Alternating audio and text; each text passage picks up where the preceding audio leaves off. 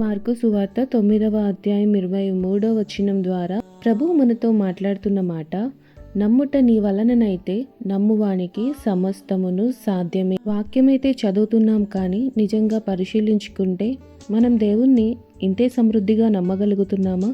ప్రస్తుతం మనం ఎదుర్కొంటున్న సమస్య కన్నా మనం విశ్వసిస్తున్న దేవుడు శక్తిమంతుడని, బలవంతుడని, తప్పకుండా పరిష్కారాన్ని తీసుకురాగల సమర్థుడని నమ్మేవారిగా మాత్రమే మనం ఉండాలి. ఆ రీతిగా నమ్మినప్పుడే తప్పకుండా మన విజయాన్ని సాధించగలుగుతాం. అంతేకాని జరిగిన తర్వాత నమ్ముతాను అంటే అది నిజమైన విశ్వాసం కాదు. కార్యాలు జరగాలంటే విశ్వాసం బలంగా ఉండాలి. నిబ్బరము కలిగి ధైర్యముగా ఉండాలని, భయపడకూడదని, నేను మీకు తోడుగా ఉన్నానని ప్రభువు పదే పదే సెలవిస్తున్నా మనం భయపడుతూనే ఉన్నాము అని అంటే మనం మొదటగా మన విశ్వాసం కోసం ప్రార్థించాలి. దేవునికి సమస్తము సాధ్యమే అని నమ్ముదాం. నమ్మితేనే కార్యాలు చూడగలం, పరీక్షిస్తే కాదు.